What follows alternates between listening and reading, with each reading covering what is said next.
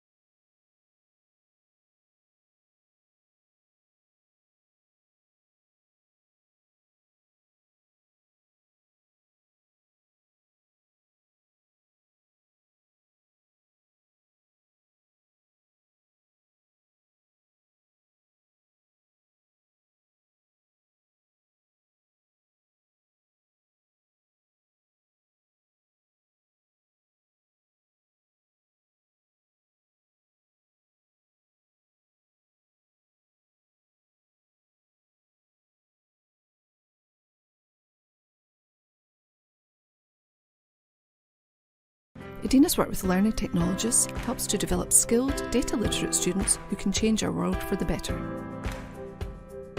Teachers and students can develop and share coding skills with Notable, our Jupyter Notebook service. Our Digimap services deliver high-quality mapping data for all stages of education. Future developments include a text and data mining service, working with satellite data and machine learning, and smart campus technology.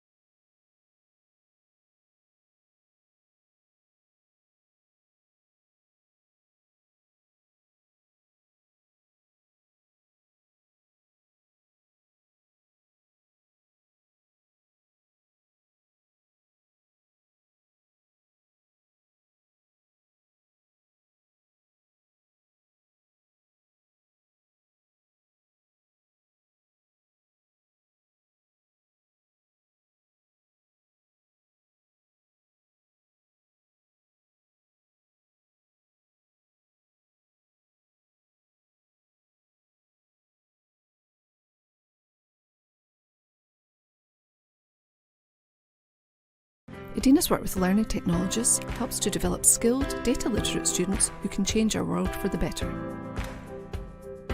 Teachers and students can develop and share coding skills with Notable, our Jupyter Notebook service. Our Digimap services deliver high-quality mapping data for all stages of education. Future developments include a text and data mining service, working with satellite data and machine learning, and smart campus technology.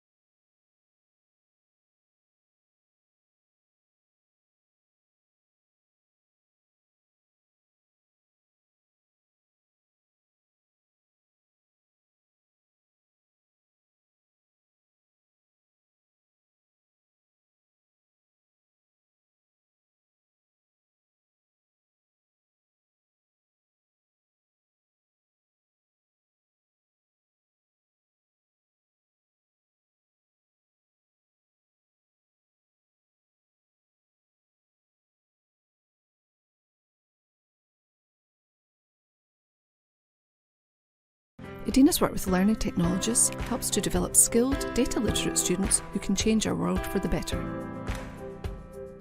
Teachers and students can develop and share coding skills with Notable, our Jupyter Notebook service. Our Digimap services deliver high-quality mapping data for all stages of education.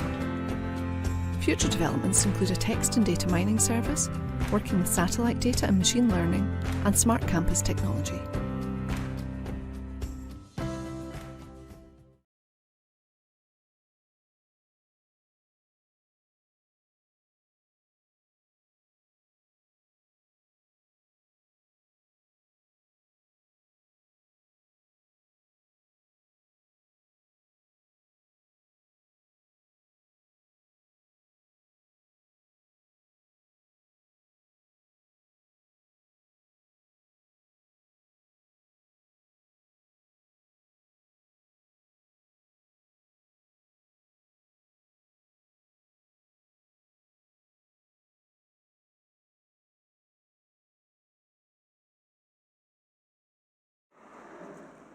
And may I congratulate all of those who made it here on time this morning, and we'll give you a big round of applause. Thank you very much. I understand whiskey was had, Kayleeing was very successfully accomplished, and I don't think anybody had to go to the hospital afterwards. So we've had a wonderful evening thanks to the Kaylee Band in Teviot Hall and from the University of Edinburgh. My name is Maren Deepwell, and if you are just joining us here for the third day of the conference, it's my privilege to be the first to welcome you to the final and hopefully the most inspiring day of ALT's annual conference this year. Yesterday, after the morning keynote, we had a very special moment, and I just wanted to say thank you to everyone who participated. As you can see on the screen, we took our first ever ALTC community portrait, and we hope very much that this will become an annual tradition where we can hopefully chart some of the growth and also the increasing diversity of our community, not just here at the conference, but also for all of you joining in online.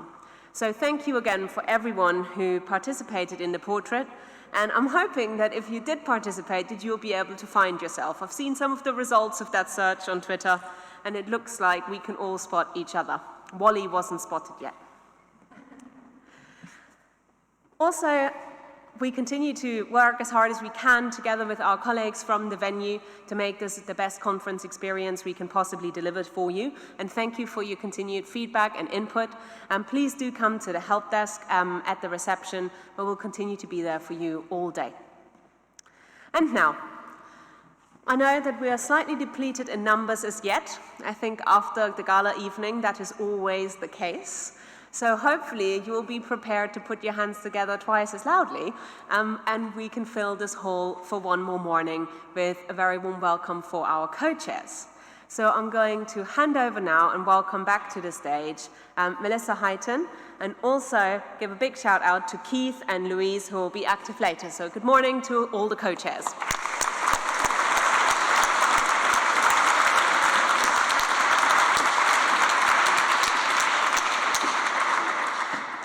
Thank you, Maren.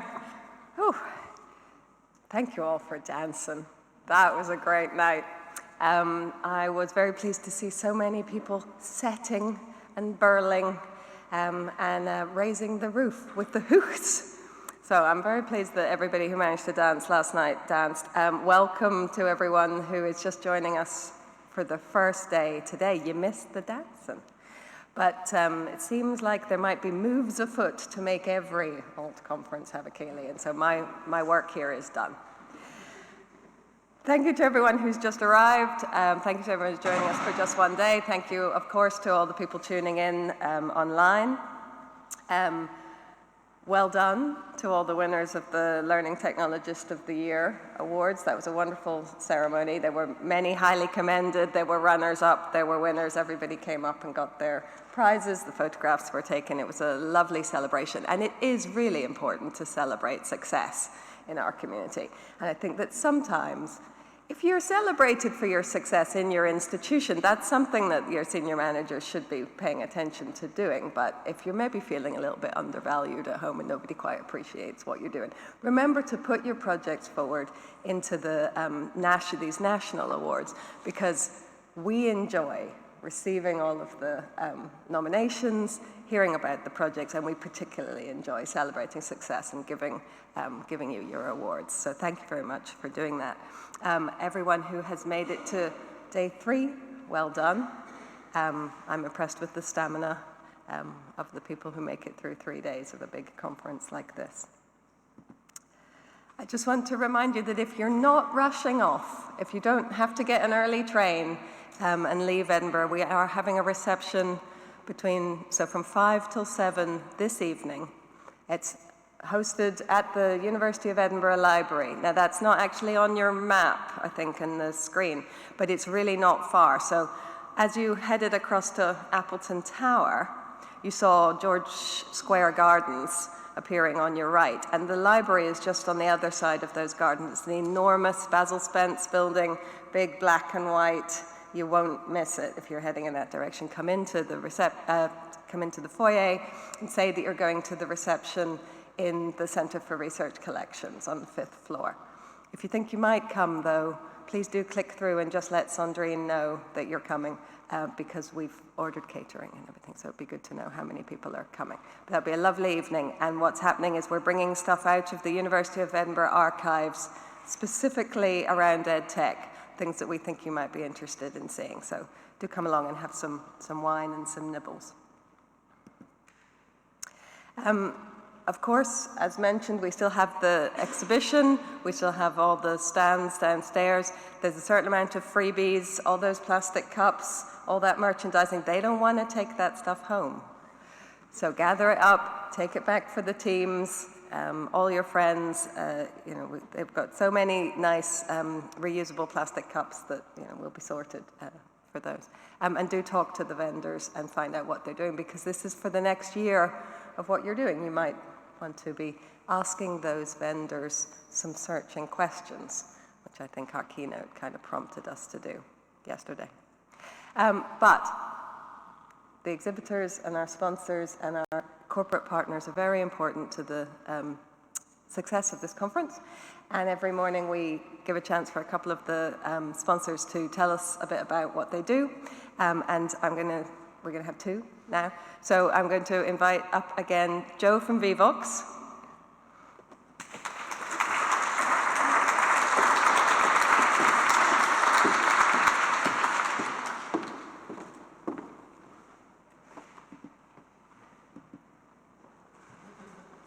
Sorry. That's okay. I think we've got you some more slides that maybe you didn't need. Okay. Let me just get that for you. You can already say hello to everyone. There we go. Oops. You just need to figure out how to click. Oh, perfect. There we go. Press it. Great. Fantastic. Cool. For anyone that I haven't met yet or hasn't been here for the last couple of days, my name's Joe Probert. I'm the Customer Success Manager for Education at Vivox. Vivox is a student response system used in classrooms primarily for Q&A and live polling. Today we're going to be using it again in its kind of conference sort of situation. So we're going to be using it for Q&A, so asking questions throughout the sessions. All of the chair people will have an iPad with them, and they'll be able to see all of the questions coming in. So if you've got questions that you want to ask throughout, you can do that.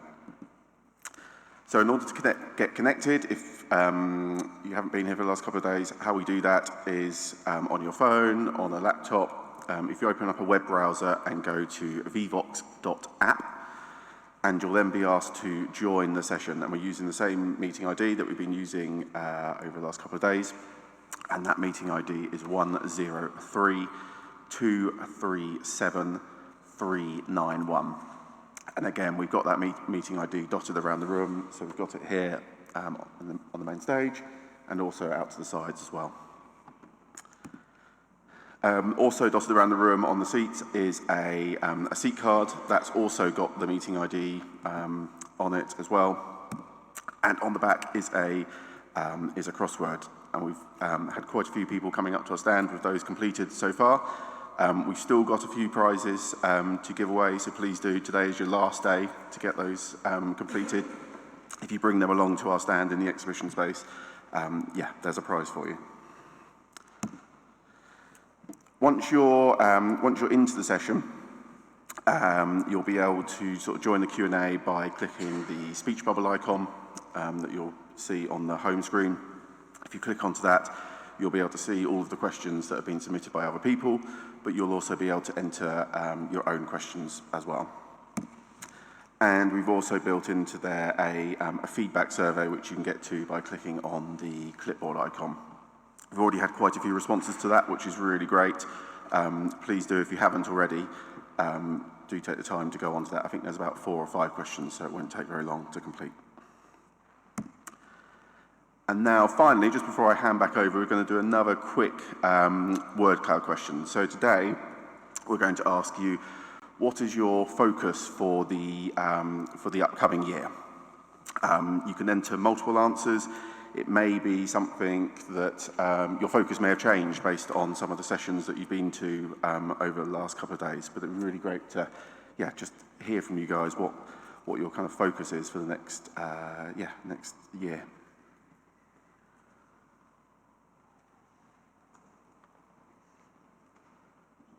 I can see that creativity is getting a lot of responses there. Do feel free to put in multiple answers, and once the once we've got this sort of completed, we'll tweet this out as well, so you can you can grab that.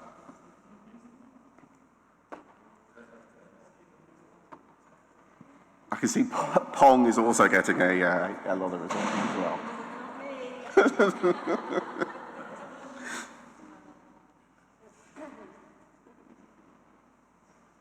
That's brilliant, thank you. We'll keep that open a little bit longer. Thank you very much for thank you very much for listening. Thank you very much for using the app throughout the conference. I hope it's really brought something to your sessions, and I hope you enjoy using it today. Thank you.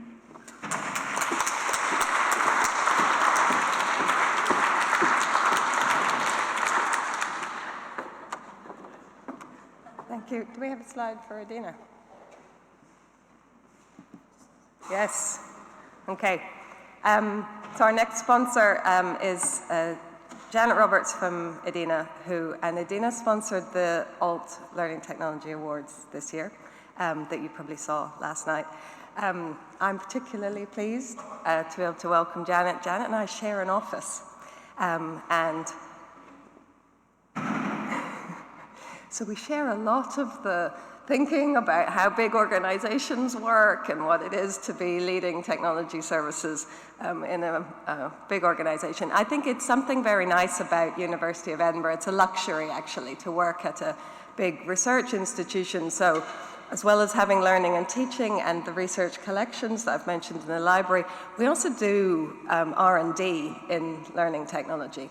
And when we come up with great services that we're using within Edinburgh University, and we think this is a good learning technology service, and other people should benefit from this. And most institutions, most learning technologies don't have the luxury then of developing those services and making them available externally. And so it's a really nice, it's a jewel in the crown, really, of Edinburgh University to also have Adina working as part of our organization, because it means that we are able to develop services, learning technology-led services, and make them available to the rest of the sector and to all of you if you would like to use them. And Janet's going to mention a bit about that. We do have the display stand, and James and Neria have been there for the whole of the conference, answering questions, showing you the services that are on offer. It really is, I think, quite a nice part of what the sector is about, to not just buy services from commercial vendors who have developed these technologies, but actually to make sure that some of them come up from within our community. And University of Edinburgh staff and students benefit from the services that Adina develop. And just as an aside, if you're interested in business transformation, digital transformation, and organizational change, do have a chat with Janet if you get a chance, because she has transformed the organization in which she works, and she is a really impressive woman in tech. And now that I've embarrassed her, I will ask Janet to come up. Thank you.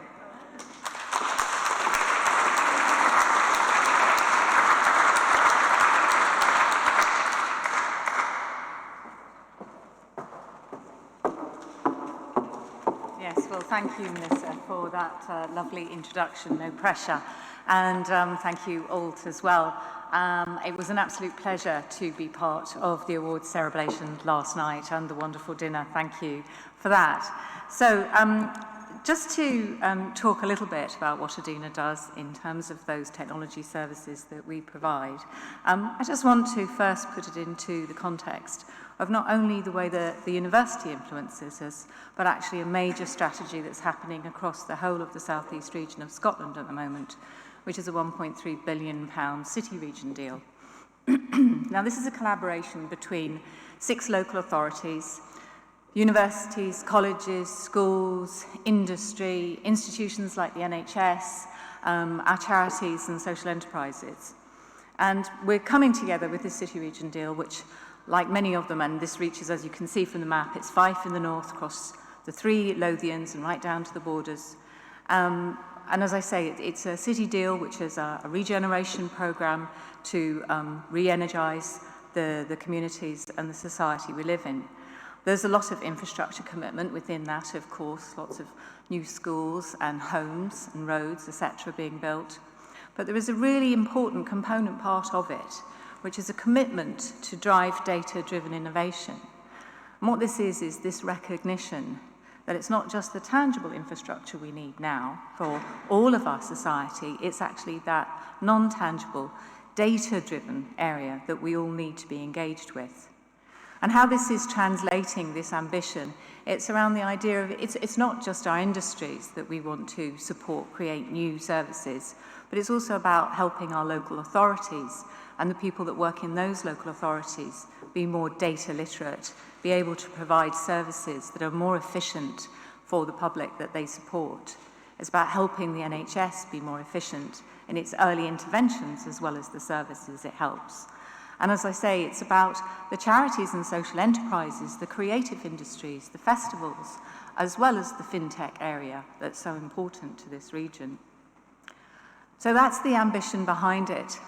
And of course, the realization is that in order to drive that, what you actually need is everybody to have these data skills that we've been talking about for the last 2 days of the conference. And for us, it's not just about our students in higher education having these data skills. It's actually how do you get those data skills out to the wider public, into your schools, not just further education, also into people who are retraining where they're recognizing their jobs are changing and they're going to need new skills, people returning to work, and actually all of our society, just that we're more confident and understanding of data. So what this has meant for Adina is that Digimap flagship, which is the service we've been running for 20 years and supporting students access data and understand how to use it and how to present it spatially, has become even more important to us. And last year we added an additional data set around census data. And this is real live census data from the 2011 census. And it's helping a much wider area of students studying many more subjects to access this data and interrogate and understand socioeconomic data across the whole of the UK. And actually we thought this was such an accessible way to look at data, we've introduced it to our school service as well. We've expanded our services into computational notebooks because we recognise that there are many students and academics as well who want to understand how you use data, but they don't have the coding skills or understanding how programming works. And by being able to access Jupyter notebooks, this is made much easier and those barriers are lowered. And one of the interesting things around this for us as well is we're developing that beyond the university and we're talking to local colleges and say, how do you introduce this service and this technology into your vocational skills and the studies that your students are doing going straight into work? And then finally, when we looked at the market as well around text and data mining, and we did find text and data mining services, but they assumed a very high level of competency around data skills already. So what we're doing at the moment is looking to see if we can design a simpler service that helps students understand what the process is and a simple onboarding service so they can start to acquire those skills and then move on to the more complex approaches. And again, our ambition with this is that this just won't be for the university, but we'll reach out to our non-academic market and support businesses, charities, and again, the public sector to understand how text and data mining works and how that can make a difference to the work that they're involved with. Now, obviously, as we've heard over the last 2 days, this isn't something that's unique to the southeast of Scotland. It's something that all of us and all of you are dealing with. And we'd be very, very happy to hear more about what the challenges you face are and what you're doing about this and if we can possibly help you. I have colleagues on the stand outside, but please do get in touch and talk to us to see if we can collaborate together. Thank you very much for your time and attention. I wish you a lovely and exciting third day of the conference and safe travels home when you leave us. Thank you very much.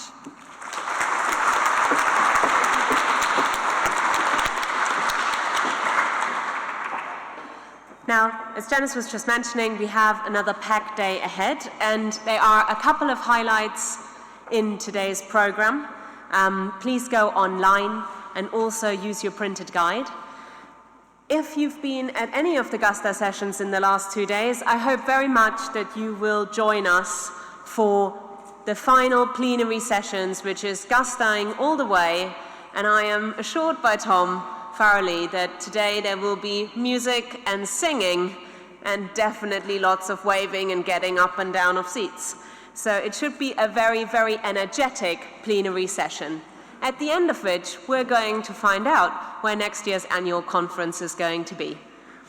But there's also a few late program changes I wanted to make you aware of. There is a session that's been withdrawn, which was due to happen from 11 to 12 in room 211, the Emerging Design Approaches to Contextualization and OER as Epistemic Artifact in Interprofessional Learning. That is quite a title, but I'm sure we'll find out all about that in the after-conference follow-up. And there's also a change of session chair. Thank you to ALT's newest honorary life member, Francis Bell, who is now chairing a session from 2 to 3. And now, in a moment, it is time for this morning's very special keynote. And coming up to introduce today's keynote speaker is our co-chair, and since yesterday, also ALT's vice chair, Keith Smythe. Please give Keith a warm welcome.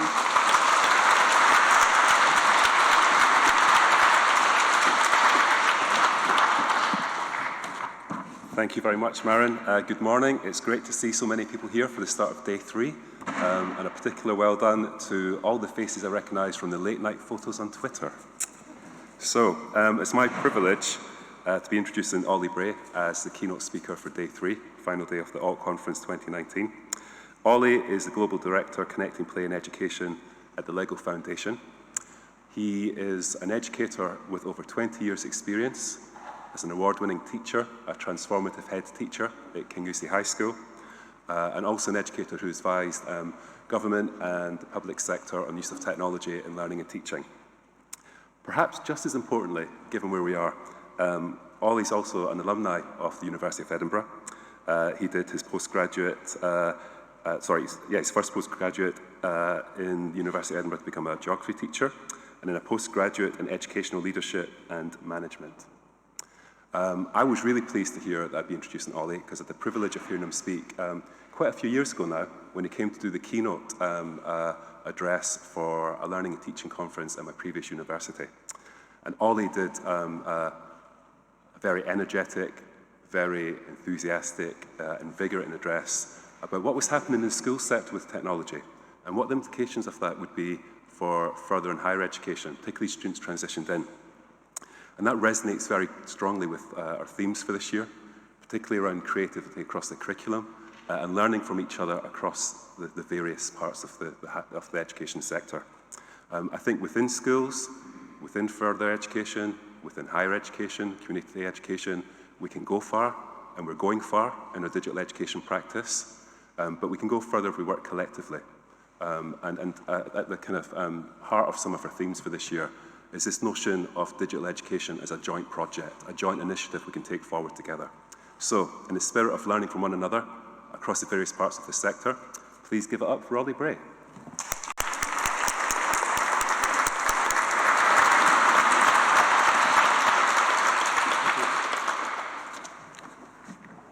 Just going to quickly zip the slides around.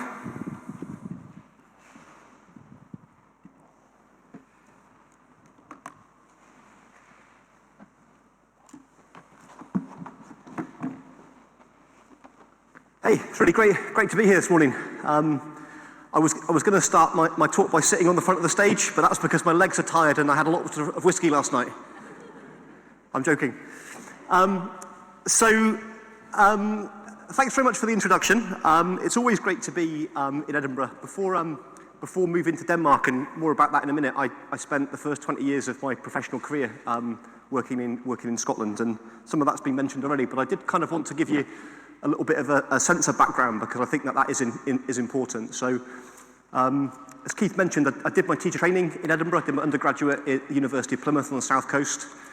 I moved to Scotland, horrified my mother, because I'm originally from Dorset, but I was going to move 600, 700 miles away, but worked originally for Sports Scotland, and then trained to be a geography teacher.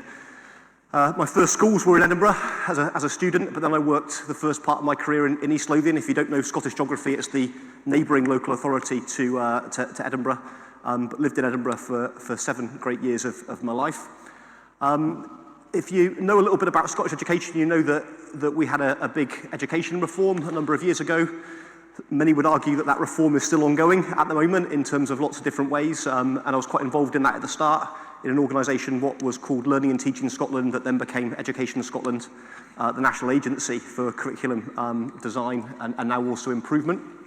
And at part of that time, I did a piece of work for the Scottish Government around their first technologies for learning strategy. And more recently than that, I mean, that to me seems like a million years ago now, and as I was wandering the streets of Edinburgh last night, I was thinking, my gosh, that seems like a past life that I was here, first of all as a student and then working in Victoria Quay down in government. But I guess kind of more recently, over the last 7 years really, I took a head teacher job at Keynote High School up in the Scottish Highlands, where developing a digital culture was a big part of my mantra and my mission in terms of transforming the school. I was very, very involved for a period of years with Inverness College at the University of Highlands Islands. I'm very passionate about further education, and I'm very passionate about trying to make better links between further education and secondary schooling in terms of that holistic journey, all the way from 3 to 18 and beyond. And until I moved to Denmark, I was very, very involved, and I have been very involved for a number of years with BBC Scotland around their Education Advisory Committee. So a bit of a long preamble into the different sort of sectors I guess I've worked on, and hopefully bring some of that insight to the conference this morning. But it was time for a change, and I had an opportunity last November to sort of relocate, and we relocated, and we moved to Denmark. We moved to Billund. It's not Copenhagen.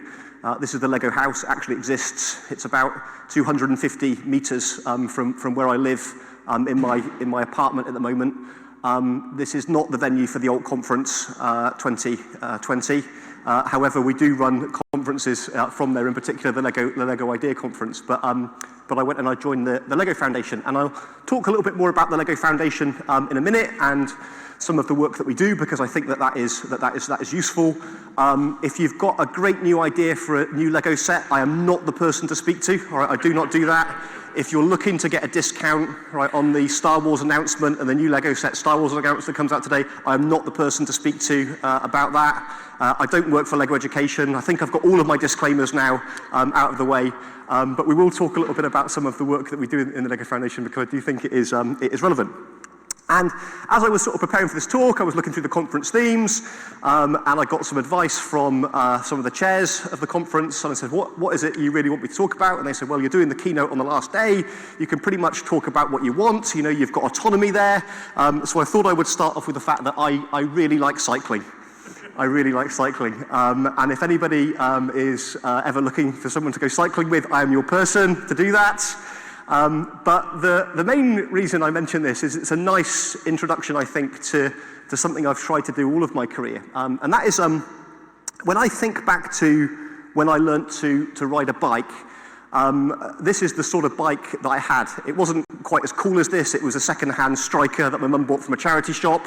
But this is the type of bike that I would have wanted. And the interesting thing about when I was younger and I was learning to ride a bike, is that bikes came with these things here, stabilizers or training wheels or whatever you want to call them.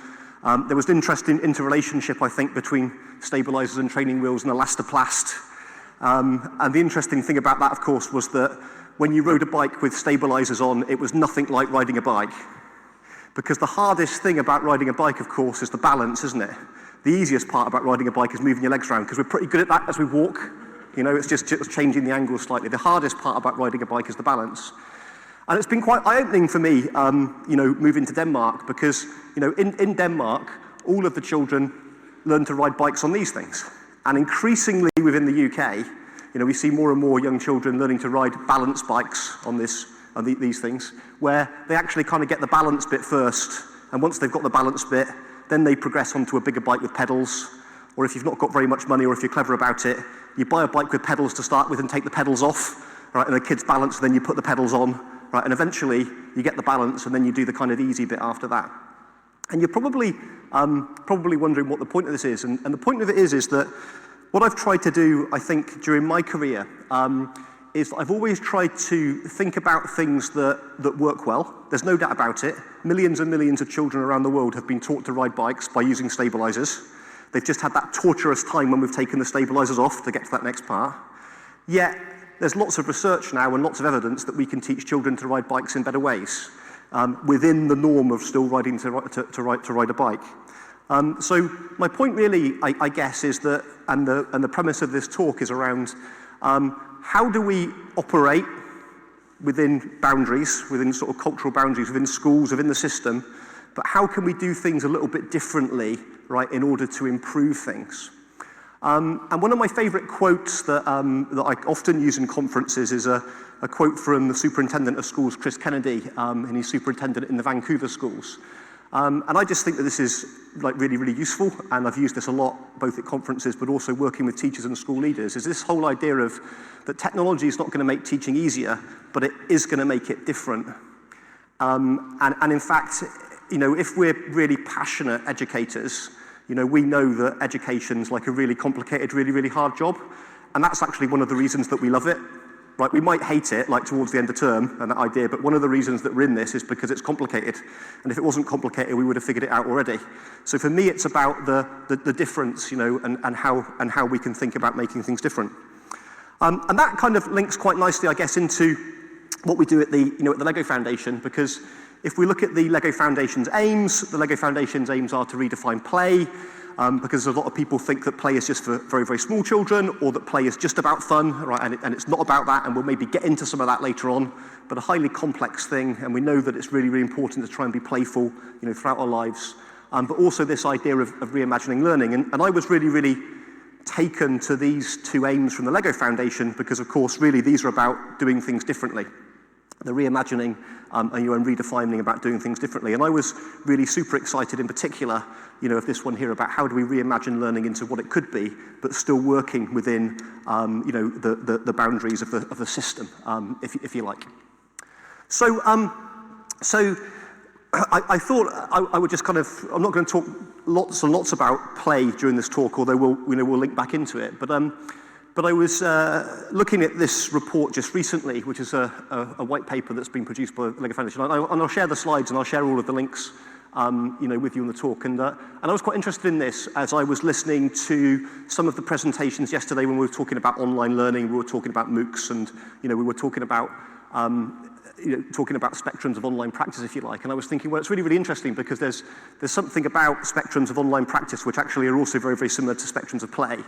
Where we've got kind of like free play at one end where it's completely the child's choice. I guess you could just think about that in terms of just like stuff that's on the internet that people kind of find and they kind of learn from.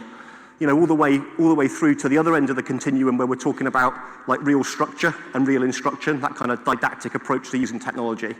For me, and in the LEGO Foundation, we think the most powerful part is where you get the balance, between that child agency, and that intervention from the adult to really make the kind of learning happen. And the messages that I was getting, certainly from the presentations that I was attending to yesterday, is that actually, in terms of online environments, online learning environments, again, you want that notion of learner agency in there, but also there needs to be some sort of structure, there needs to be some kind of guiding, there needs to be some kind of coaching that goes on with there as well. So it really got me interesting thinking about the parallels between this.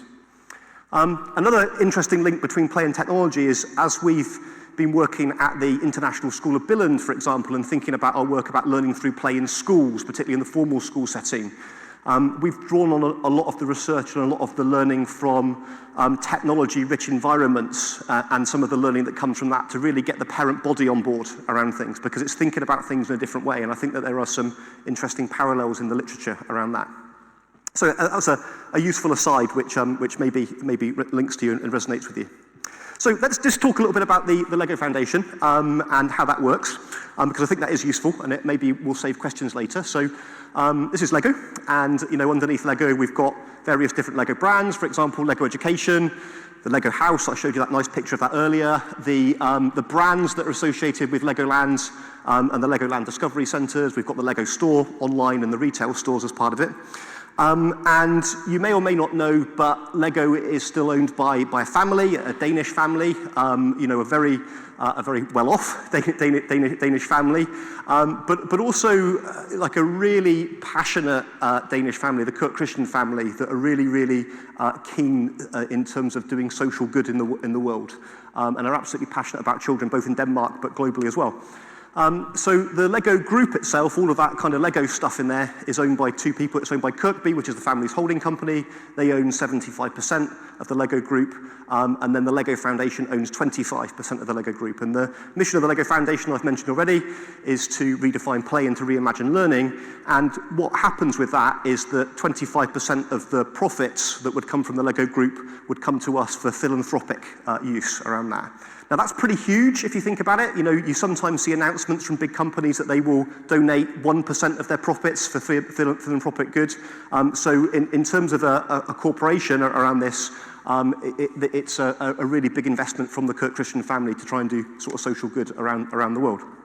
And in terms of what I do there is I work on the Collecting Play and Global Education program, and I guess the bits that would be relevant to this conference is the partnerships that I manage at the moment. One is to do with the International School of Billund, which is an international school in Denmark.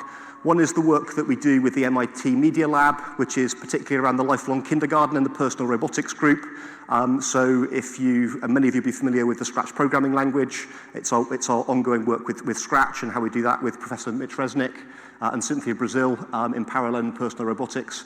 And also our work on what we call the pedagogy of play with Harvard Graduate School of Education and how we link that into schools and develop resources. So working with two university partners and the schools. And some of the things that we're thinking about, and again I thought that this might be useful for this conference, when we think about our pedagogy of play work, is we're doing a lot of thinking around at the moment, what are the paradoxes? The paradoxes between play in schools, or or play and schools within the formal system. Again, I think this is quite useful, because I think that we could learn a lot from this and its contribution to the field in terms of technology and technology integration as well. But there's some nice things in there. So play is timeless, but school is timetabled. So how do you get more playful schools? How do you exist within the system? Plays can be pretty chaotic, but school tends to be orderly. How can we get more playfulness into the system? How do we, work around the edges around that? Play can sometimes be risky, but schools need to be safe. So how do we get more risk and that kind of risk-taking culture in there? How do we make that work? Play tends to be child-led, school tends to be adult-led. How do we get those kind of sweet spots, in the middle with that graph that I was talking a little bit about earlier? So that's some of the things that we were doing. And as I was sort of talking yesterday about some of the things I might talk about, somebody did say to me, yes, well, it is a technology conference, Ollie, so you should probably talk a little bit about technology as well, in terms of what you're doing there. So I thought I would make a statement about technology. So I do think technology is important, first of all, and it's obviously important for lots and lots of reasons. And these reasons are reasons that I don't need to talk to you guys about, because you work obviously, extensively, in this field, at different areas. And we know obviously, and we're very aware of all of these huge technology drivers that are going to impact on young people, that are going to impact on our, on our universities. But there are kind of other things that I think that we need to think about here in terms of how we position some of these large technology drivers, particularly in education, particularly in school education. So we're doing a bit of thinking around this at the moment. So there's a lot of talk and there's a lot of rhetoric around AI in education. You've probably heard a lot about that. I'm really, really pleased to be in an audience where probably many people in this room could actually tell me what AI is and machine learning is, and it's not just being used to sell a product or a service, which is what tends to happen quite a lot. And there's lots of people that are obviously out there saying that AI will solve education.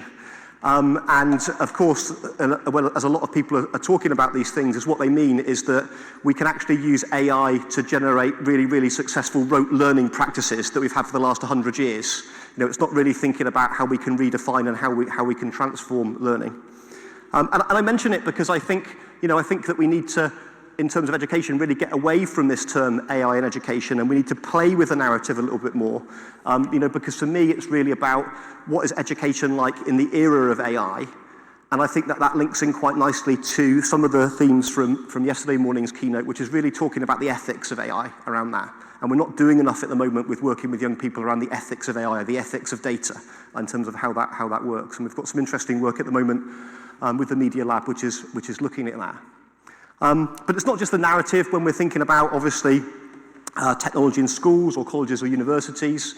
There's lots and lots of challenges out there, whether that is time, whether that's children, young people, families, adult learners, whether it's the curriculum, whether it's driving results, whether it's a research output that needs to be produced. It is kind of, hugely challenging times. And the more I've thought about this and the more I've listened, over the last 2 days, is that if we really want to solve some of these problems, for me it comes down to this whole idea of people, the people that make this happen, the pedagogy behind it, but also the leadership.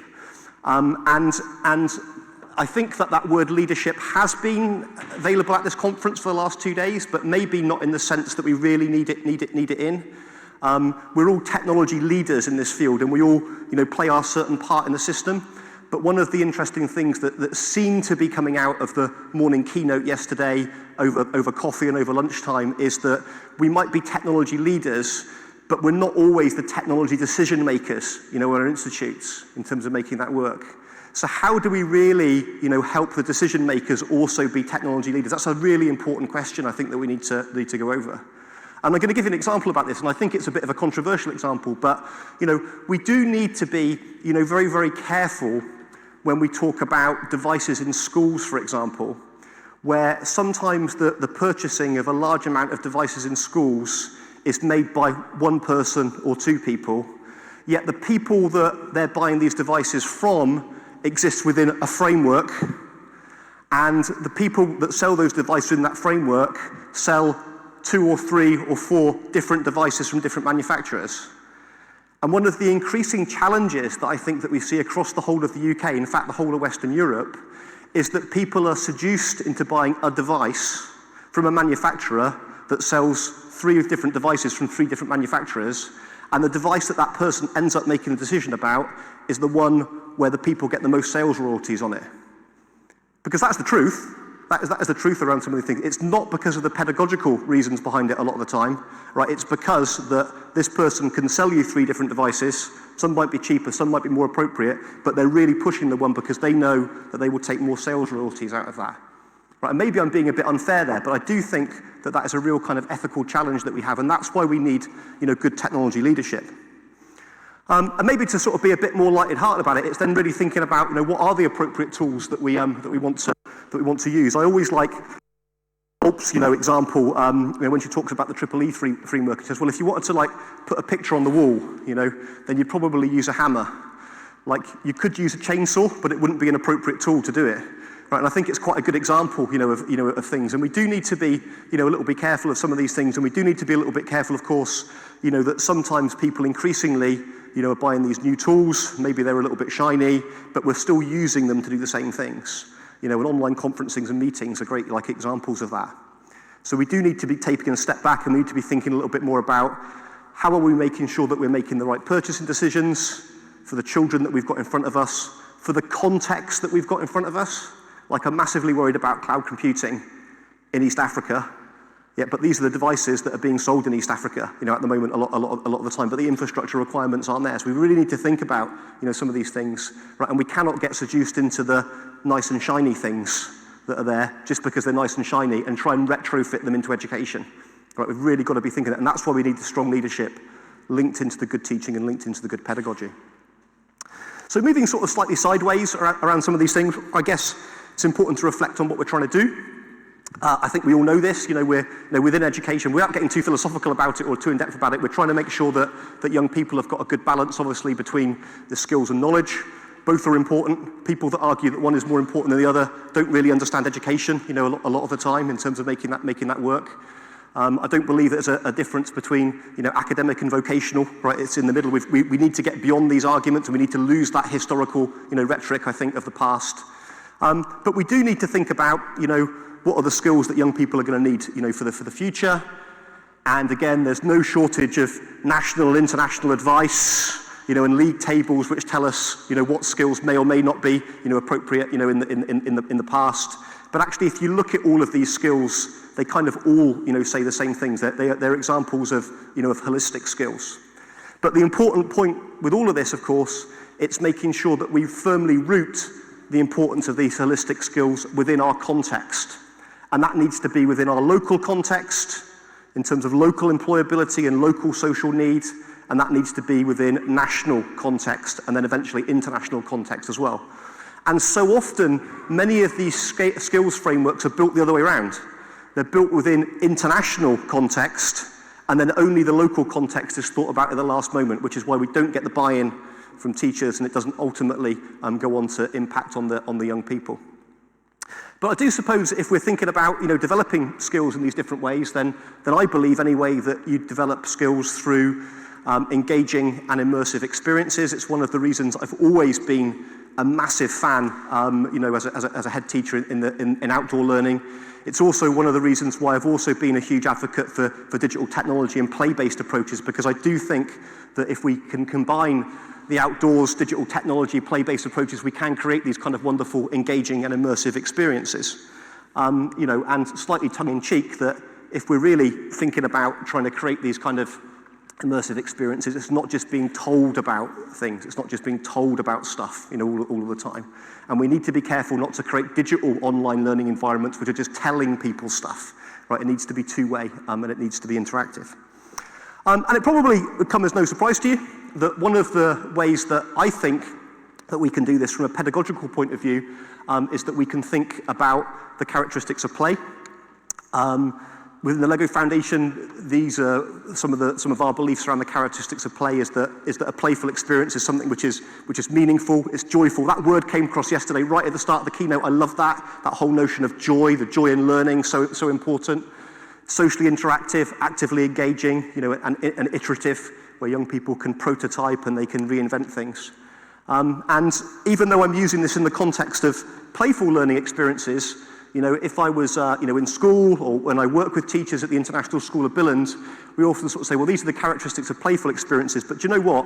These are also the characteristics of an excellent lesson. Now, you might not get all 5 of these things in your lesson at any one time, and there may be, it may work as a bit of a continuum where you've got a little bit more of one thing and a little bit less of another thing. But actually, if you're working towards an excellent lesson, this gives you a pretty interesting kind of framework to work towards. How are you making it meaningful for the students? How are they walking away with that kind of joyful feeling of hard fun that goes with it? How are they able to iterate on their learning to improve? Are they socially interactive? Are they actively engaged? So let's just go back to Lego a second here, and a bit of history. So Lego comes from 2 Danish words, which basically means play well. Here's another history lesson for you. This is the Kurt Christensen family. So we've got all at the top there, the founder of the company. We've got Godfrey in the middle, and we've got Kjell at the bottom. Kjell is now in his early 70s. He's still actually involved in the company. There's a big event in Denmark tomorrow, which Kjell is heading up for sort of Lego employees, which is why we need to sort of rush off tonight. And the 4th generation is now very, very involved in the company, and the 5th generation, which are 6 girls, are also starting to get involved, and they range between the ages of 7 and the age of 14. Lego started off not making plastic toys, but making wooden toys. One of the best-selling wooden toys was this duck. And what I thought we would do, just because I've been trying to emphasize the importance of play and that playful experience, those 5 characteristics, is I thought that we would have a go at a playful experience so that we can imagine what that's like. And this has got 2 purposes, really. One, I think it's important. And secondly, it'll give you something to play with for the rest of the talk if you don't like what I'm saying. So we're going to hand out some little bags to you now. and you're not to open your bag until I tell you to. This is the first exercise in what it feels like.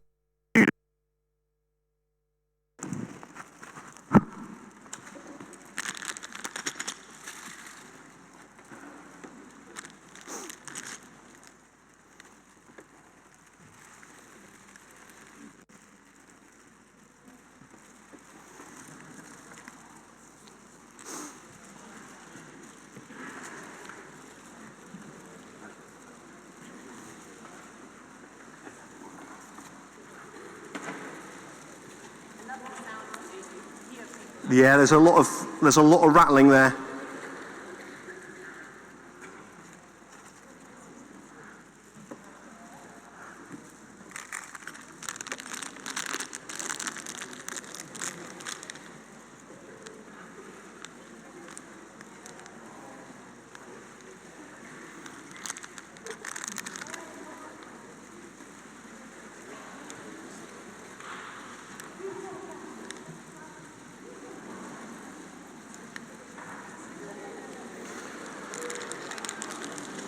Okay, if you've got one, kind of hold it up and shake it in an annoying fashion. That's good, so we can see who's not got one.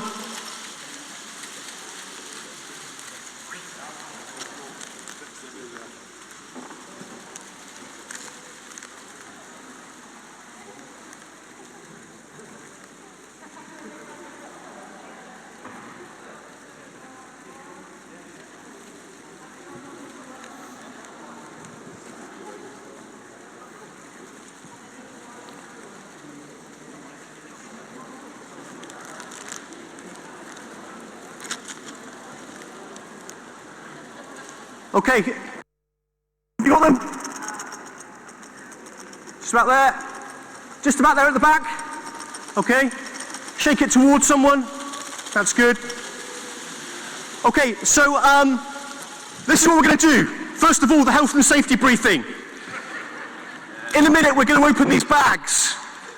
Do not open it too enthusiastically unless the person next to you is wearing glasses. Right, try and control how this goes. Okay, so when I say go in a minute, I'm going to give you 40 seconds. And in that 40 seconds, you are going to make a duck. 5, 4, 3, 2, 1, go.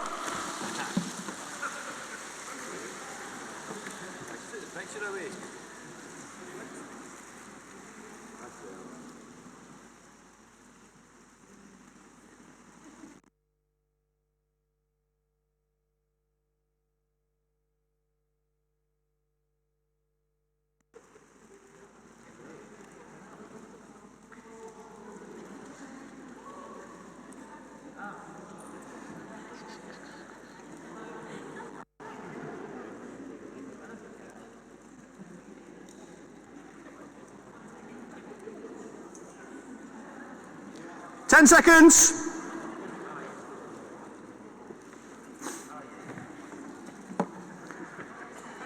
Three, 2, 1. Okay, hold up your duck. Come and have a look at some of these. Some of these look quite interesting.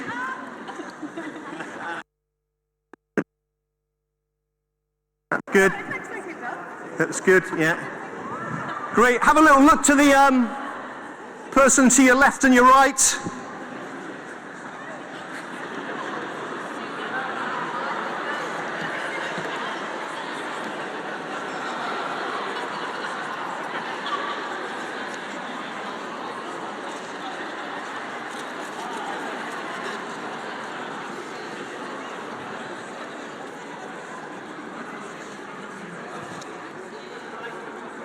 Okay, great. So loads of good things here, and an interesting activity. And I suspect if we had a chance and we put all of our ducks on the stage, we would end up with a picture, a little bit like this. All of the things that you've built are obviously a duck to you, and many people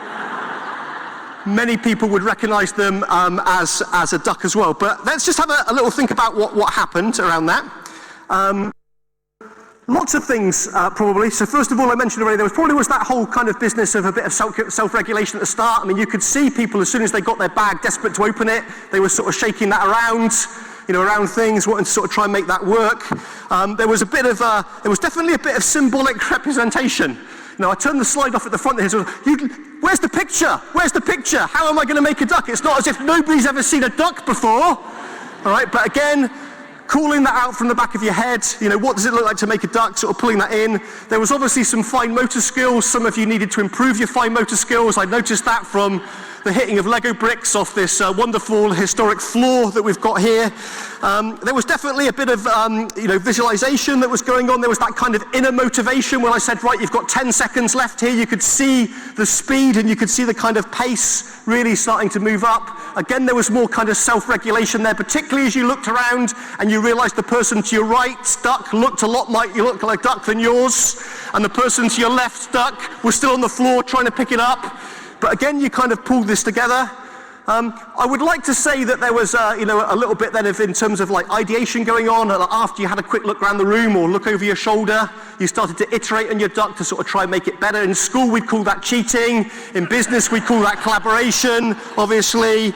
And at the end of it, when we said, right, stop there was that little bit of sort of self-assessment. Oh yeah, my duck's definitely better than yours. Yeah, yours looks like a deer. That looks like a deer, And then there was still that kind of like iteration and things that were going on. So there's like loads of stuff going on in here that we could actually sort of talk about this kind of like very sort of short process to try and encapsulate, what we mean by kind of playful learning. But it's a short, exercise to do it. And you can keep your ducks and put that on your desk and take it apart and see if you can build it in different ways. And just remind yourself that sometimes that doing these little simple things can be incredibly playful in nature. And how do we pull these back into our practice? And when I think about what makes a good Lego duck, when I think about, what makes the activity good, and we've done lots of different times, is I always come back to, what makes it kind of powerful. And I think, well, probably within the activity there, it was suitable for the size of the audience, right, in terms of what it was. We could have done it with a bigger audience, we could have done it with a smaller audience as well. And it involved hopefully some appropriate pedagogy. I wouldn't say the pedagogy was good necessarily, but some appropriate pedagogy. But at the same time, the activity was interesting and engaging for the context that we were doing it in. If I'd have asked you to build a duck and that activity was going to take an hour, that probably wouldn't have been appropriate. But for the context it was in, right, it seemed to work kind of quite well. And if I go back to my kind of like characteristics of play and I think through it, then it did have a lot of these things in it. Like there was meaning for you, right? Because you all know what a duck is in terms of doing that, and it was meaning because it was culturally set within the conference and the task that we were doing in it. I think it was joyful in nature. I don't know whether it was tears or laughter that I heard, but there were people seemed to kind of enjoy the task or the challenge of doing the task. It was socially interactive. Perhaps socially interactive in different ways, sometimes in terms of dialogue, sometimes in terms of looking at other people, right, in terms of sharing all of these different things that we've had here. Certainly actively engaging, and I'm pretty sure that there was nobody in the room that just put the 6 blocks together and said, I've made a duck. It was definitely iterative in nature, and indeed, as you look around the room now, and you can continue to do this, there are still people that are being iterative in nature. There are still people that are working on their ducks, still trying to improve these ducks. And what I kind of wanted to do for the last little bit of the talk was maybe to kind of unpack 2 of these characteristics a little bit more. We won't have time to unpack all of them, but actually what do we mean by some of these things? What do we mean by actively engaging? And I'm thinking about here obviously in the context of play, and I guess the idea here would be to think about how can we then translate this to learning environments or online learning environments or classroom learning environments if you operate in there as well. So we'll unpack actively engaging, and then we'll also unpack iterative, because that will give us an interesting an opportunity to talk about creativity. Right, then we'll sum up, and then there'll be a bit of time for questions at the end. Does that sound all right as a plan? Yeah. And if that doesn't sound right as a plan, you can try and build a reindeer, or you can try and build a frog, or whatever you want with the Lego bricks that you've got in front of you. So a couple of things that I guess around actively engaging pedagogies at the moment. One of the things that I wanted to kind of give a bit of a shout out for, and this is related to learning through play in schools, but We've just done a piece of research with the Australian Council of Education Research around this report, Learning Through Play in Schools. And what we've done is we've taken the 5 characteristics of play and we've tried to cross-match them to existing evidence-based practice. So in terms of evidence-based practice, which are the practices, the established practices out there that would tend to be more playful in nature? And this is the kind of list of things that we've got here: active learning, collaborative learning, cooperative learning, etc., etc. I'm not going to go through the list.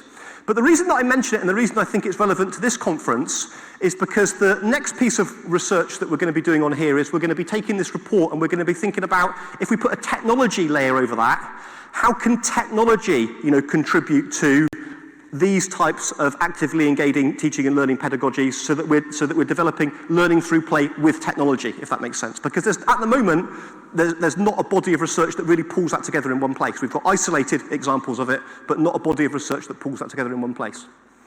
The interesting thing for me, I think, about all of these types of practice here, to go back to my picture inside the Lego house that I used at the start of the slideshow, is that for me, they link into one of the famous academics that was mentioned in yesterday's keynote, which was Seymour Papert, in the context of teaching Logo back in the 1960s, one of the early pioneers of artificial intelligence. And Papert had this great kind of phrase that the best learning activities for students, and I guess he was really talking about offline, but I think he would now talk about online as well, and things would change, are activities that have got a low floor and they've got a high ceiling. So activities that are accessible to all, but different students at different places within their learning journey can climb those steps either quicker or slower than others, right, in order to progress with their learning. And the whole concept of course, having the high ceiling is this whole idea about open-ended learning activity. So the learning just doesn't stop. Now that's a real challenge for us, right, if we think about online education, because quite often online education and formal education systems come to an end. We talk a lot about lifelong learning, but actually we don't. And we talk about the skills that are there to develop lifelong learning. But quite often, actually, the courses come to an end, the year group within a school comes to the end, and everything has a bit of a kind of hard stop. So thinking about how are we not just giving the kids the skills, but how are we designing learning activities that have got this high ceiling in order for them to progress? Mitch Resnick, again from the Media Lab. Who's one of the who interestingly now has got the title Leggett Papert Professor of Play or Professor of Learning Research, added to this metaphor around the whole notion of we've got a low floor, we've got a high ceiling, but we also need wide walls. And that's about choice, and that's about personalization. And he does make a distinction between the difference between choice, right, and also personalization. Because quite often we can give students a lot of choices, but that doesn't mean it's personalized to the learning, to the learner, thinking about that. And again, various other people, have iterated with this over the years around windows, ramps, and ladders, and all of these terms, are linked to accessibility and how we work. So I guess as we're thinking about designing these online playful learning environments, keeping this idea of low floors, high ceilings, wide walls in mind is a really, really important thing about what we do. Otherwise, we're really just reinventing the past, right, but in a digital way. And then we've got kind of iterative. And we've done lots of iterative activities this morning. But iterative, in terms of, how do we try things out? So how do we imagine something? How do we then go and create something, just like we did this morning? How do we play with it to sort of get it work? How do we make it work, make it look a bit more like a duck? How do we kind of share our knowledge and feelings around that? How do we reflect on it? How do we reimagine it? How do we get on with it? There's kind of these big iterative loops that go round in circles and circles and circles. And iteration gives us a great opportunity to talk a little bit about creativity, and that's what we'll just do for the last, sort of few minutes of the talk. So, second part of audience participation: who believes that children are more creative than adults? I don't, by the way, but I like to put my hand up to see if people will just copy me. So I don't. Now I might be wrong about that, but my personal belief is I don't. But I just like to put my hand up to see. All right. And you're probably thinking to yourself, well, children must be more creative than adults because I've seen this TED Talk which has been viewed several million times. Right, and in this TED Talk, right, there's definitely a piece of research which is quoted in there from Head Start in the UK, which also references NASA, by George Land, right, which suggests that when children are 5 years old, they're 98% creative, right, and when they're an adult, they're 2% creative. Now, obviously, as academics, it's very easy to think about, well, actually, how on earth was this measured in the first place? And secondly, the interesting thing about this, and one of the researchers at the Lego Foundation, Dr. Elizabeth McCurr, she was tasked to kind of go out and try and find this research. And she's careful to use the term that the research doesn't exist, but what she will say is that she can find no evidence of it existing. And in fact, when she spoke to the people from, this isn't Ken Robinson's fault, by the way. He was probably informed that it did exist, or he was using it, or it's quoted from somewhere else. But when she spoke to the people from NASA about it, they described it as an urban myth. So it's interesting, it's interesting around that. And I'm not saying for a moment that young people aren't more creative. I don't believe that. And the reason that I don't believe that is partly because the body of evidence has also has changed, but partly because I think we get confused in our words. And I'll give you an example about this, is that when I was younger, I used to have a tree house. And I had great plans for this tree house. I wanted it, for example, to have a ladder going up to it, which it eventually did. But I also wanted it to have a pole that came down, electricity, and a swimming pool. And not only are there some very obvious health and safety concerns, right, with my plan of doing this, but actually, as a child, my mum might have said, "Oh, Ollie's really, really creative," but actually I wasn't that creative at all. What I was, of course, is I had a good sense of imagination. And if we look at the research, like over the last decade in particular, what we do know now, of course, is that creativity is not the same as imagination. And sometimes we get those words confused, and sometimes we use those terms interchangeably. And of course, if we really want young people, or if we really want students to be creative, again, it comes back to that term, how do you become creative in context? If we're going to produce creative products and creative services and creative solutions, it's got to be useful for someone. Right, it's got to be useful for someone. So what we know now, what the research says now, is that really, if we want to be creative, then we're going to, or if we want to encourage the creative process, we need that kind of combination of originality, right, and we need appropriateness. We need it to converge, somewhere in the middle. And there are lots of different examples of this, and we could spend time, looking at this, but we need to sort of try and, merge the two together. So, second question then. Children learn more flexibly than adults. Do you agree or disagree? I'm putting my hand up to agree. Of course, I could be lying now. What do we think? Yeah, so I do agree with this one, around this. There's lots of evidence to suggest that this might be true. It's why the first 1,000 years of child development is really, really important, right? Because as young people are growing up, they learn stuff incredibly quickly. We had that lovely example yesterday with Instagram, at the front about how a young person is learning and soaking up that information straight away. But what's my point? Well, my point here is that if we really want young people or learners to be creative, then probably what we need is we need children and adults working together in co-creative teams. And by this, I don't just mean working together, I also mean learning together. So in terms of developing the skill of creativity, like within our schools and within our classrooms and universities, the challenge here might be this question. So in your class or school, how often the children and adults learn together? Now you can replace that within your college or university. How often do learners and teachers or lecturers learn together or work on something new? And my answer to this is that this probably doesn't happen a lot. I meet a lot of teachers and I meet a lot of lecturers and a lot of professors that say, I learn a lot from my students, but very rarely do they say, I learn a lot with my students. They might learn a lot from them, right, in terms of who they are, but actually learning with them, right, is something that we don't do very often. Yet, very, very important in terms of developing the creative process, it's really important that adults, and children are learning together.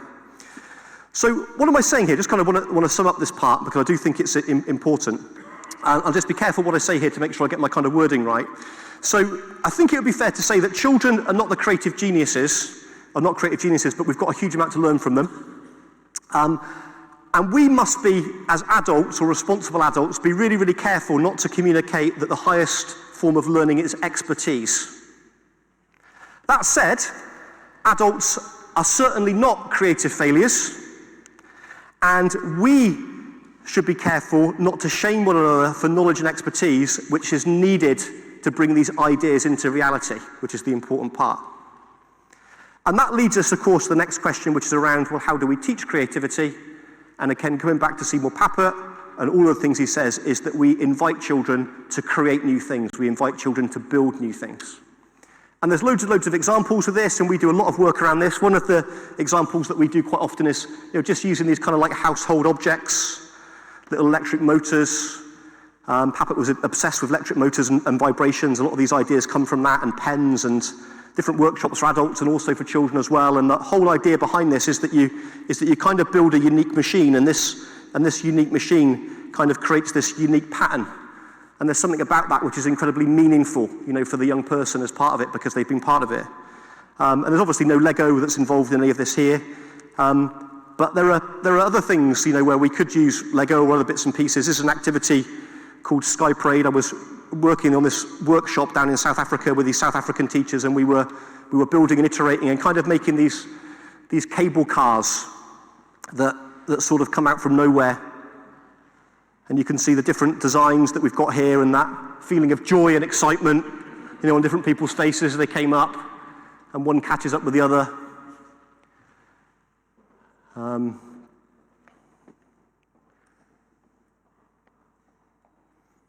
And we've got one here which not quite as successful, and a different one and a different design. But this idea of making things and kind of creating things.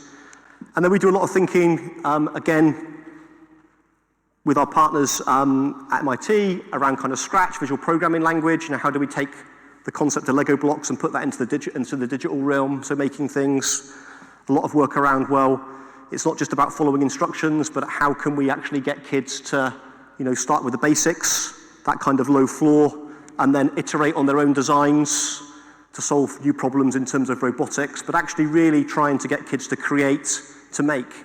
And I have this kind of massive concern at the moment that a lot of education products that come out of there are really all about solving puzzles rather than about kids working on projects. And there's nothing wrong with solving a puzzle, but I kind of think that the skills associated with solving one puzzle can kind of be transferred to the other. But solving a problem, a real problem, problems are different, and how do we get more of that, into our learning and our teaching? And the things that I've talked about there are obviously this kind of like robotics, making, tinkering, creative coding, pulling these things together. But again, for me, it's about working together and making things work in these kind of collective teams. And I'm just going to slip through these. I thought I deleted them, but I hadn't. So for me, the thing that kind of binds all of those activities together and playfulness and the use of technology is this word curious. And I'm passionate about this word.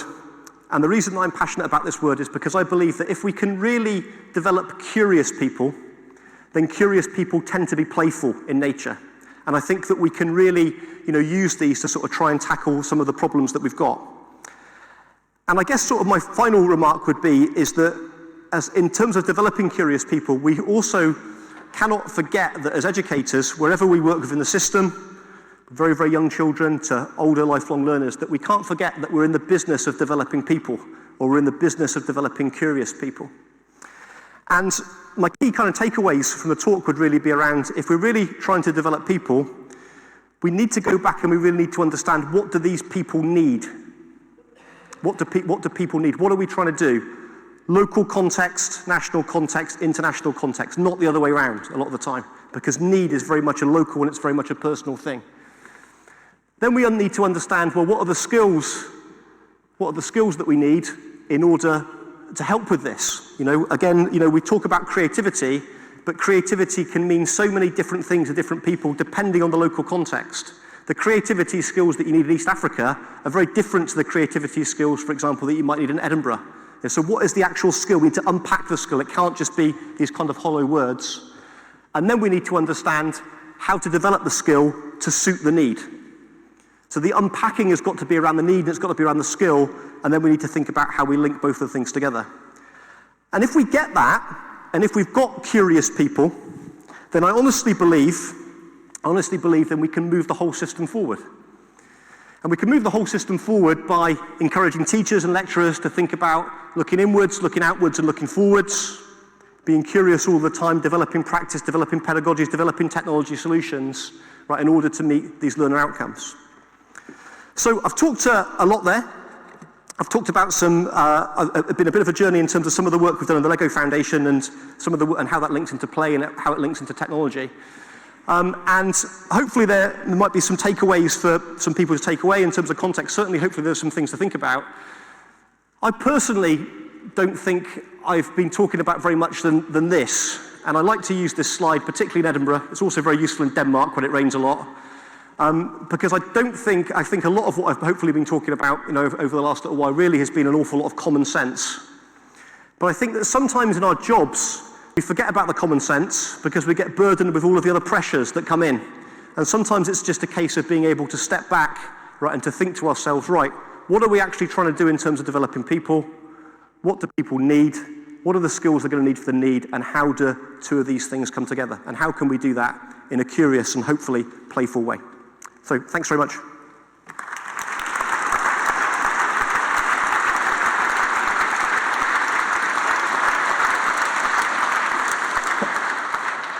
Ollie. Hello? Is this on? Yeah, this seems not to be working. Ollie, thank you very much indeed. That was a great keynote and great start to day 3. There's a lot of love for your keynote and a lot of enthusiasm for what you were saying, both on Twitter and in VVox. What I think I'll do is we'll just go to the floor just now and see if anyone has a first question. We've got Sheila down here.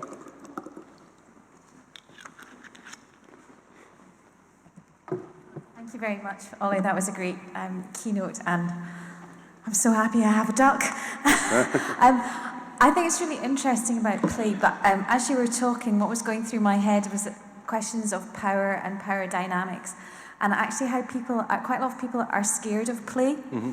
So how do you think we can start to make those cultural changes around people not being scared of play? And I was thinking particularly in more online environments when we're thinking more about individual things, and I think there's just a lack of play and curiosity and creativity because we have these bigger things coming in. It's just like you go through tick, tick, tick. Yeah. Just wonder if you had any thoughts on that.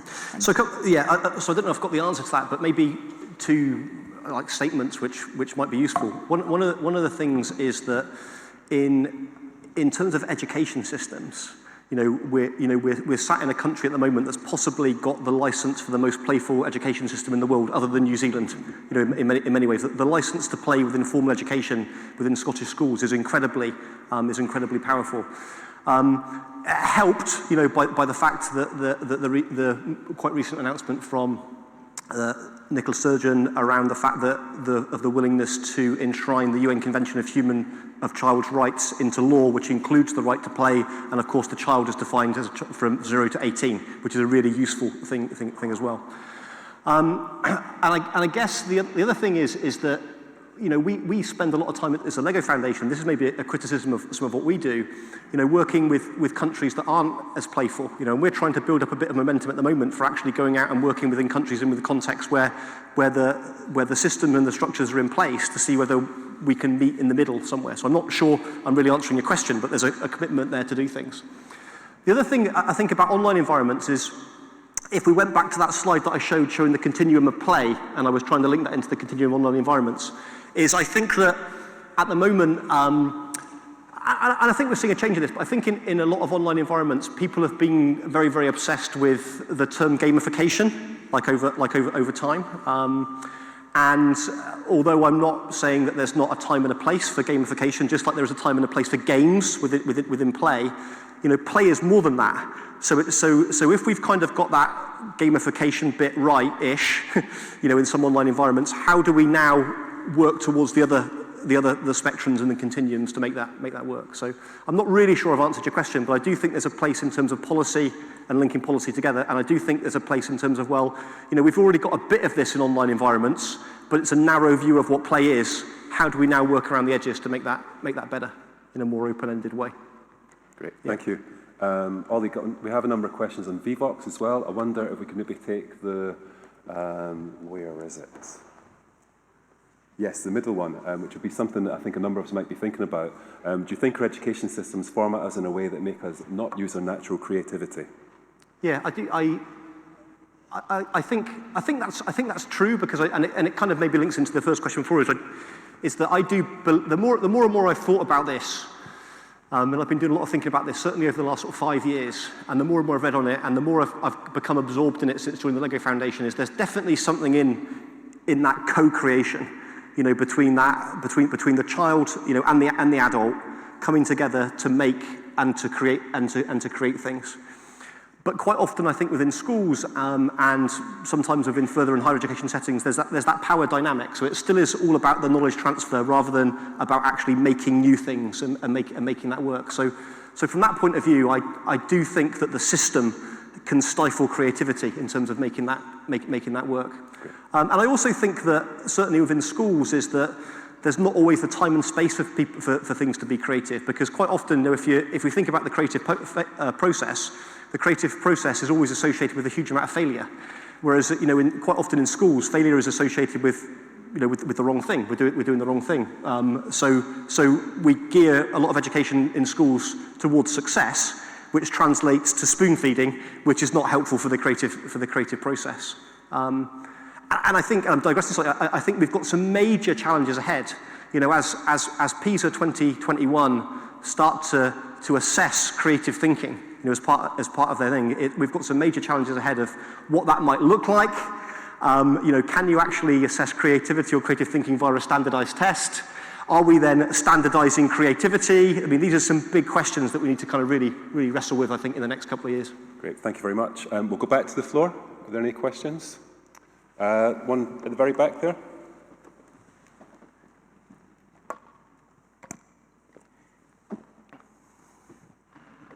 And if you could say who you are and where you're joining us from, that would be great. John Traxler from the University of Wolverhampton.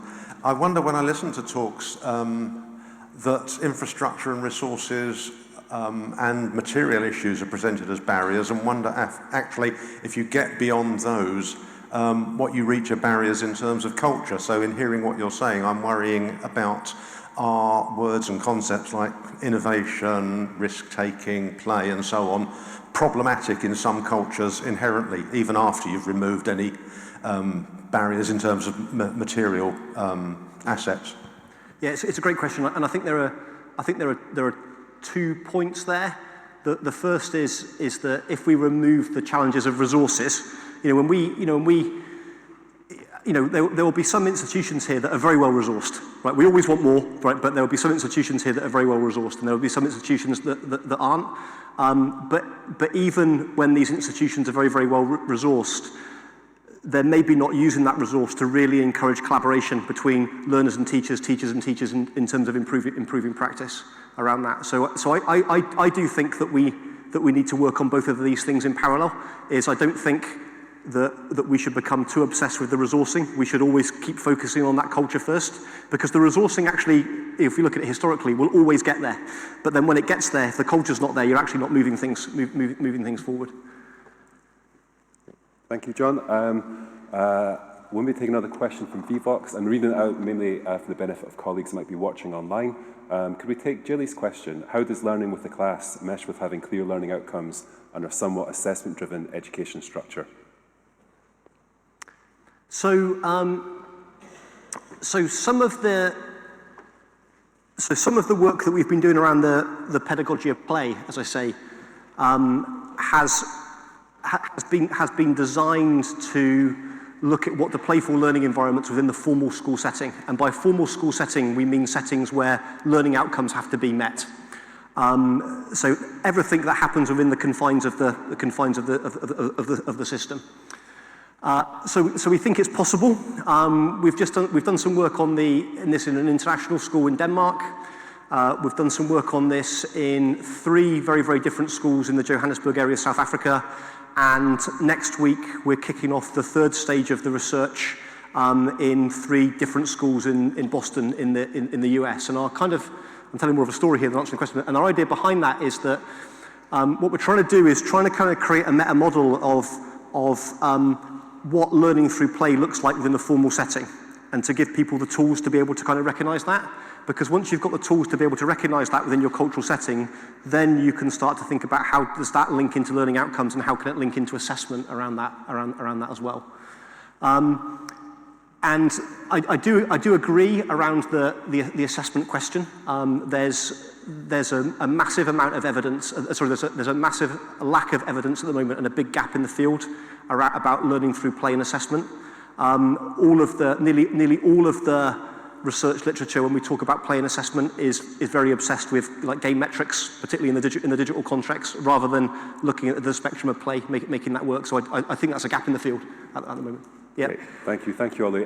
We're just a bit on time, so with apologies to colleagues that didn't have their questions addressed. I think the number of questions had is probably testament to how engaged people found the keynote. So thank you very much. Can we give a final thank you to Ollie, please?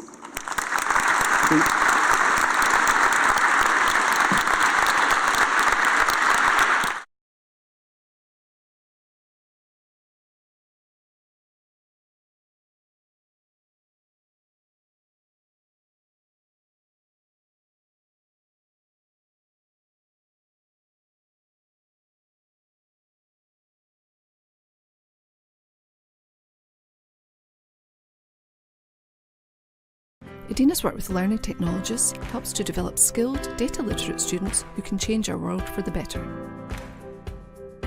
Teachers and students can develop and share coding skills with Notable, our Jupyter Notebook service.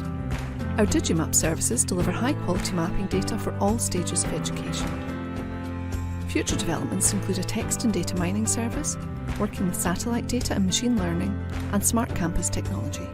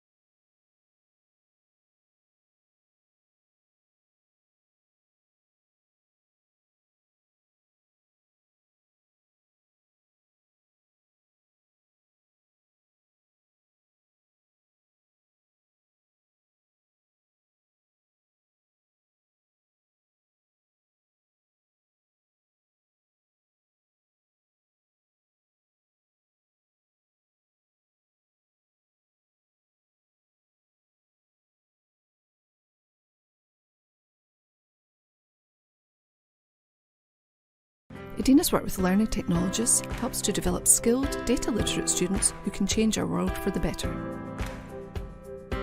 Teachers and students can develop and share coding skills with Notable, our Jupyter Notebook service. Our Digimap services deliver high-quality mapping data for all stages of education. Future developments include a text and data mining service, working with satellite data and machine learning, and smart campus technology.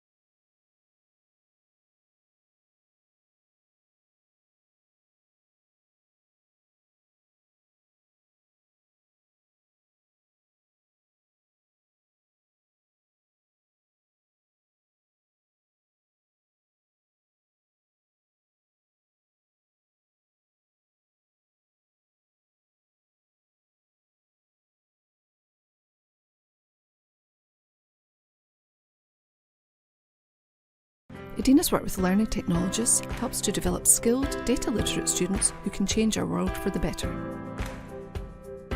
Teachers and students can develop and share coding skills with Notable, our Jupyter Notebook service.